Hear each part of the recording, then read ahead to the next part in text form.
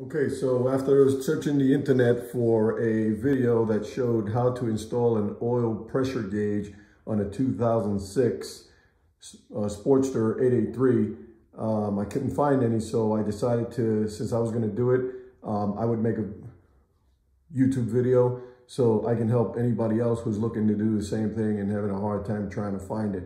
So to start with, you're going to have to take off your forward controls off the left side. As you can see, I removed the oil filter, and just below the oil filter is where you're going to have the oil pressure switch. That's the one you're going to have to take off in order to put in your oil pressure kit. Okay, so you can start right there.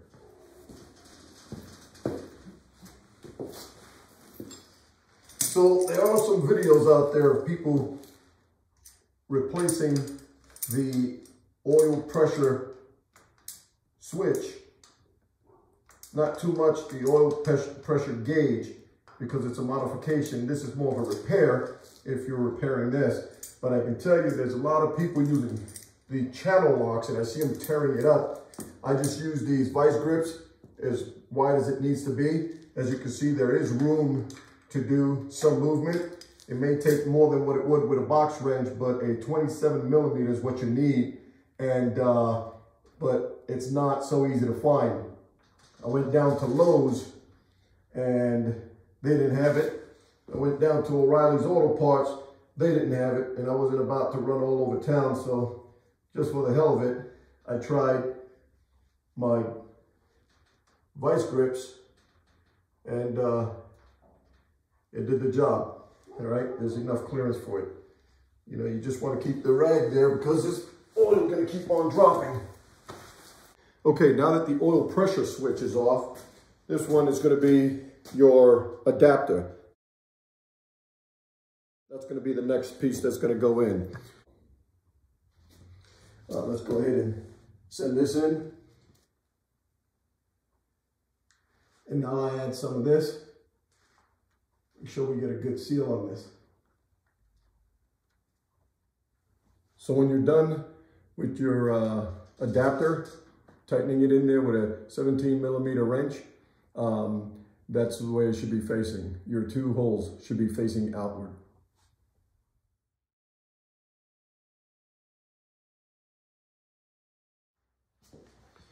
Now we're going to be putting in our oil pressure switch on the top hole of the adapter.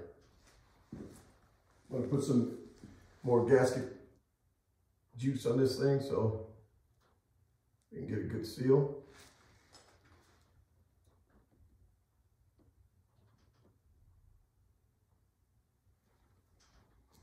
Get it as hand tight as you can, and then just wiggle your grip pliers as much as you can. I'm gonna tell you right now, you're not gonna get full rotation, so you gotta be patient.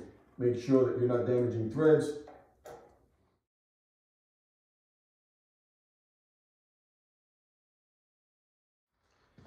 Okay, next up is gonna be your straight adapter. We're gonna go ahead, put some more gasket. Same reason, good seal. You want to go ahead and go in there with a 1/2 inch socket and tighten it up.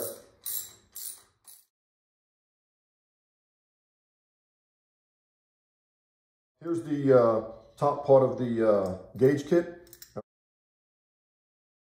right. If I didn't say it before, this is an Arlen Ness kit. Paper washers, they're going to go on the bottom. They're also going to give you some bolts and some metal washers. That's going to sit on your heads like that. All right. You have the cone. The cone is going to come in as a separate piece in the kit. There is a set screw there that will tighten that onto it, making it the one piece there. All right. These paper washers are going to keep coming off. All right. What you want to do is you want to drop your gauge inside there.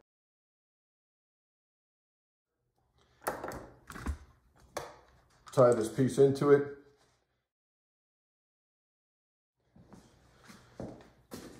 One of the things I will tell you is that when you do put it on, you don't need the gasket sealer so much, but we all know motorcycles rattle.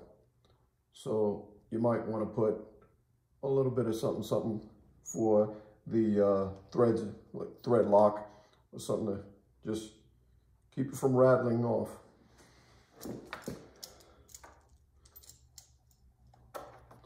And there you have it. We're ready to go ahead and mount it.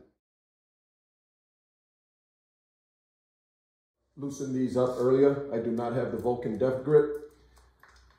I just wanted to save you the time of watching me do something that a monkey can do, really. So we'll go ahead and take those out. Again, we got the paper washers under it.